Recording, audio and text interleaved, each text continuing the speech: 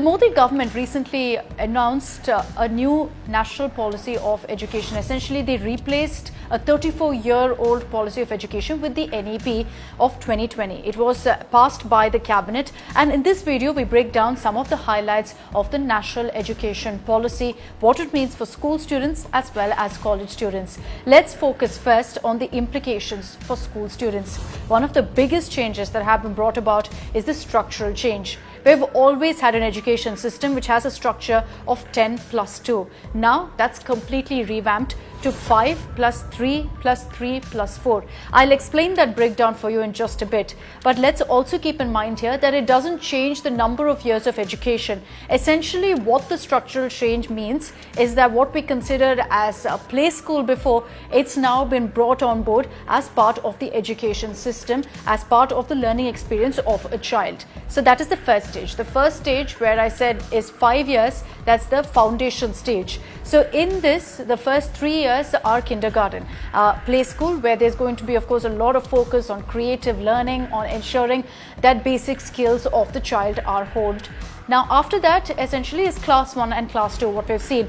Even here, there's going to be a lot more creative classrooms. That's going to be the focus.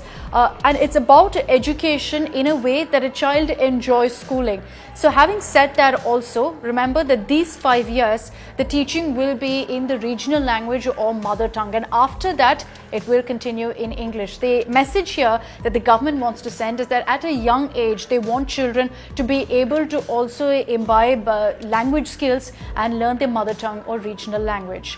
Now that is the first stage, the foundation stage, which has 5 years. Then you have the preparatory stage. Now in this, it's 3 years of classes, which is all about honing skills. As you get set for middle school, if schools will in fact be encouraged to hone a child's analytical thinking, to ensure that it's not just about creative classrooms, but also a lot more of practical classrooms as well. Now the next 3 years, that's classes 6 to 8, that is the middle school. And here it is going to be a lot more subjects. You'll see mathematics, science, all of that being focused on, but it is also going to be very experimental. The message is that children are going to have not just books to read from, but also be able to experiment with the learnings that they get from, let's say, science or any other subject. Secondly, there's going to be a huge thrust on vocational training, something that's missing from our education system right now and has been perhaps one of the biggest criticisms of our education system. So vocational training is going to get a lot more focus.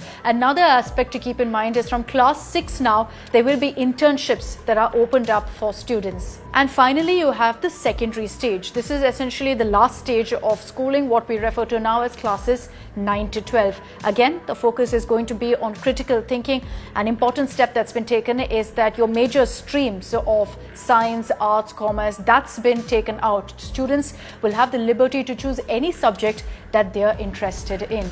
Another important announcement is that there will be exams in class 3, 5 and 8.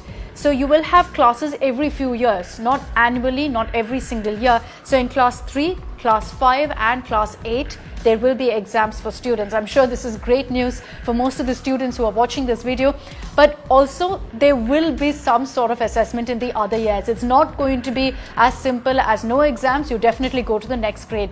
There is still going to be an assessment, but this assessment is tweaked. It's not about writing exams and passing it. It's going to be about your analytical skills, your critical thinking and also conceptual clarity. So it's going to be a lot more hands-on, and it'll be assessment based on these skills that will decide whether you move on to the next grade.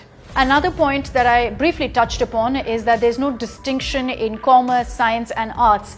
This has always been a problem for many students. They're forced at one point in their schooling to choose one particular stream, to choose between science, commerce and arts. That will no longer be the case. Students will have the freedom to pick and choose subjects of their choice. Say, for example, they want to be in the science stream but want to also learn commerce, they can pick that subject. It's not going to be a defined stream that they have to choose from. Now, another point is with regards to board exams in class 10 and class 12. I'm sorry to break it to you, they haven't gotten rid of the board examinations. But having said that, there isn't going to be as much focus as there is on it now. We all know that right now, the way board exams are portrayed, it's almost do or die. It states that, it pretty much establishes your future. that's not going to be the case. It's going to be a lot more practical. It's not just going to be about reading up on a textbook and then writing out those lines, but also about learning skills and testing those skills. So the board examination, the concept of it is going to change, and they're going to ensure that it's a lot more holistic learning wise. Now, there is also a committee that's been set up. This is the Higher Education Commission of India. It's referred to as the HECI.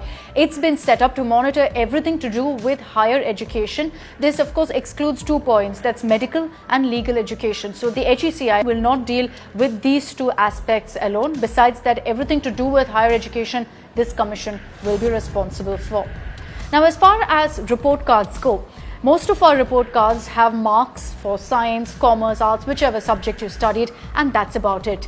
Now, the report cards is going to have a 360-degree view on the child's learning. Now, scholarships for students in different strata has also been mentioned in the NEP. So what this means is that there is going to be some sort of financial help or scholarships for students who have done well and who belong to the SC/ST community.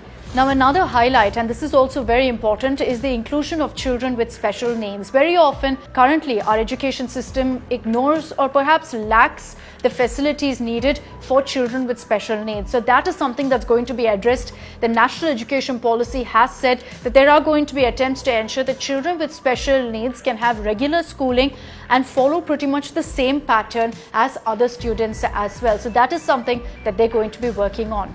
Those are some of the highlights of the National Education Policy for school students. So it's clear, as far as the points that I've mentioned are concerned, all of this will help a child in having a lot more of a holistic view on education. It's not going to be just about, learning from the books. It's going to be about practical learning, and that's something that will really help at this particular generation at this particular time.